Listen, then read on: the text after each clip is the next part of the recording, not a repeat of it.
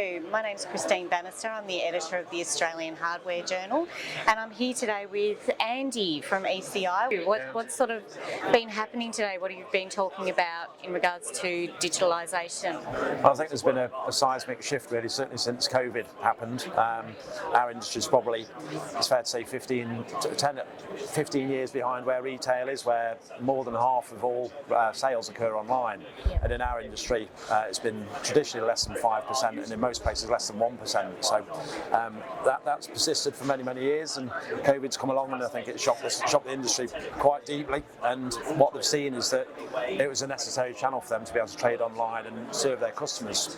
And what's come out the back of that for them is that they've seen margins go up, they've seen better customer service, but they've also seen younger generation of builders coming in to trade with them, which were shopping elsewhere, frankly.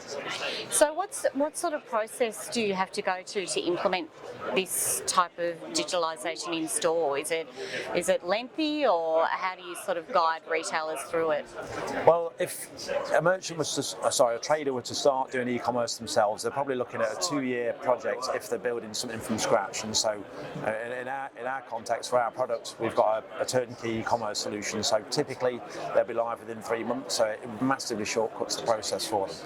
That's not to say it's not a challenging project.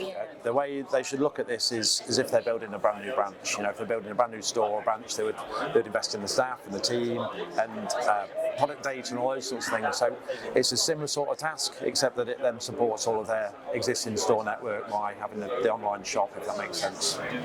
So is there a lot of downtime involved, or if a retailer has just the stock standard website, do they have to go offline for a while to have this implemented, or? No, not at all. And it's quite helpful for them. If they've had an initial foray into e-commerce or a website, they'll probably have some of the initial data and content that they'll need. So they might have photographs of their team or their branches and things like this, their stores. So then what we'll tend to do is lift and shift that content they've already created and put it into the new platform. And what they tend to do is build that in the background, and they'll do that 3-month preparation time, or in some cases it's 6, depends on how many people they put to it.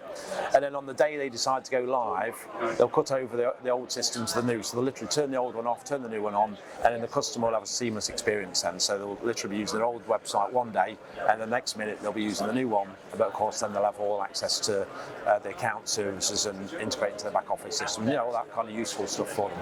And what about the ongoing, manpower that's required to keep updating products online? Is that difficult, or? You need to keep on top of it like you would any other aspect of your business. So you're going to have somebody who runs your transport, you have somebody who runs your warehousing and your pricing book and all those sorts of things. You'll have guys or women who will be running your stores, and so you've got to resource it in a similar way that you'd resource a branch. So you'd have a dedicated store manager, but they'll be running your e-commerce site, but then they'll also work with your offline store managers to get the culture right, because actually the biggest part of this is a cultural challenge rather than a technology one. And if they do that and resource it well, then it'll be a success. And it's not to say we haven't got some merchants who don't do this themselves. Got their managing director might run their website, but the results are always relative to the amount that they've put in. Well, that was my next question. What's the target market, and what makes this sort of worthwhile? Because there is a little bit of effort involved. Well, you would fit the demographic of the new customers coming in. So women, DIYers, and younger people, where they're builders, but they behave like retail customers. And what you find is that they're already shopping online, they're doing research online, and then they're not finding traditional wholesalers or merchants or the guys in our industry, because they're invisible to them. Because 80% of trade is now using mobile phone to research products. And what you find is that, particularly, if I take your demographic, so they'll go and look online, and they might be looking for a kitchen or a bathroom, and they'll find a local trader, and they'll realise they do all this stuff, and they're actually allowed to shop there, because there's a perception that they're not allowed to, because it's a B2B environment. It's also very male heavy as well, and what it does, it brings those new people in, and what they tend to see is an increase in margins, because retail customers pay a higher margin than a trade customer. Oh, Okay, yeah. And how do you ensure that that store is top of a search list? Is that sort of something that you look into, or? It is, but people get really caught up on digital marketing, and actually there's a load of traditional stuff that you can do that's better. So the best search engine optimization you'll ever have is your staff. So, you know, if your staff believe in it, they use it, they'll tell your existing customer base to use it, and then they'll use it out of hours. And we find that more than half of orders are out of normal trading hours. But there's a load of other stuff. So traders will hang out around sandwich vans, right, around on industrial estates. So you put out sandwich bags or coffee mugs in these places, give them to the sandwich guys, and then they'll look at your website where they're eating their breakfast and things. The other side of this, from a technical perspective, you've got Google will rate your store on speed and security and relevance. And so if it's fast, if it's secure, and it's got relevant content on there, and people log in, they stay on there for a long time, that will lift you up the search rankings. And you've got to get those foundations right, you know, and the culture of the business is driving adoption as well, before you even start worrying about doing digital marketing, because otherwise it can be wasted. And we recommend people do it, but it's not the first port of call usually. Yeah. So do you implement those strategies to make sure that that's all in place, and make sure that when the search is happening that it's fast and it's, yeah? We do, but we also give the traders a recipe book, if that makes sense. We say, look, follow these steps, do these things, these are the elephant traps, the things you need to avoid, and you'll have a successful implementation. And we've done it so many times now, over so many years. You know, there's the three, as an example, sorry to cut across you, Christine. So what you often find with the traders, they won't necessarily bonus their offline staff on online sales, because they'll say, well, they have no part in that, so why would we give them sales numbers on it? But what they do then is they build an internal competitor, because the guys who work offline in the traditional way on the phone and over the counter, they're thinking, well, we've just got a competitor over here. They don't care that it's got your brand on the website. They just see it's going to take away their possibility to earn bonus. And so you've got to change the way your employment contract is written to say you will actually get, you know, recognised for sales that occur online and offline, and then they push it.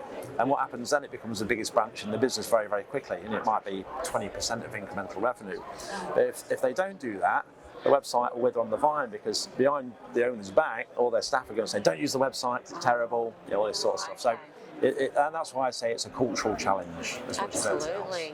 So, finally, can you just give an example of maybe a smaller store that has implemented something like this online and what it's done for their business? Well, I'll go from top to bottom anyway. Absolutely. So our largest customer in the UK, they turn over 300 million pounds, so that's probably 600 million Australian dollars. They've got 57 stores nationally, and they're a big trader. Our smallest one turns over $1 million, and they've got a single branch or a single store, and the managing director runs the site himself, and so it is nowhere near as well curated as the large one. But the irony of all this is that the largest one, they're probably up to about 5% now after a year of trading of additional revenue coming through the e-commerce store. The small one, they jump to 20%, and so what you see, you have a far greater pro rata effect on a small store than you do on a large one. And for them, that's been, say, higher margin sales, retail customers. You know, particularly, you know, when you think about seasonality, everybody has built a pub in their back garden since COVID. They've done a load of decking, landscape, and things, and so people are selling timber and those sorts of products. When it's April, it just goes absolutely bananas. And so those are the sorts of things we say to traders: look, try and get live for these key dates. You know, maybe the end of the summer when all the storms come, because you'll sell loads of fencing, or for April, or do it over the winter period when you're less busy. You know, so there's a load of things that they can do to get live for specific dates. Yeah, and the online shopping aspect is going to continue to grow. I feel like, you know, coming out of COVID, a lot of people prefer to go in store. Is that correct, or the online space will just grow? So if you look at the research, more than half people now would rather shop online than in store. Okay. And the irony of this is that they shop online and it drives footfall into the store, but there's still a lot of people a little bit careful about that. So the thing is, once they've learnt the new habits, they never go back. Yeah. And you know this, you know, you anything that's worthwhile buying, particularly when it's your home involved, you don't want to just buy the first thing that's there, 'cause you've got to live with the thing. So you want to do all the research you can. And people nowadays, they want to spend local, they want to support local traders because they support the local football team, you know, the sponsor, the local school, or whatever it might be. And actually that's how they can compete with the likes of Amazon and Bunnings, the big box retailers, because they're homogenous and they're seen as global companies. All our customers, they're rooted in their communities, and people would rather spend a little more because they go, right, they support our community, they're local, I can take it back if it's wrong, I can get good advice. Those are all the things that really matter to people. Price is not the major consideration, it's about service ultimately. It's really extending their business model into the web, but not getting rid of everything they already do that's fantastic. They still want to trade with people, but it's just that 30 years ago we gave them fax machines and they extend their business, and then they're using VoIP now and all the digital telephone stuff. And e-commerce is no different. It's simply giving them convenience, and convenience is the new loyalty now in this space. And you obviously hold their hand through the whole process and make it as easy and seamless as possible. Absolutely. So not as scary as what they initially think. No, and you know what? It's actually a defensive strategy for them for future proofing, because when you think about the average customer that goes into a trading as a B2B customer, they're probably late 50s, mid 50s. Yeah. The average person in the workforce for the Western economies now is about 35, and all those kids, will call them, anybody under 40 is a kid in my mind.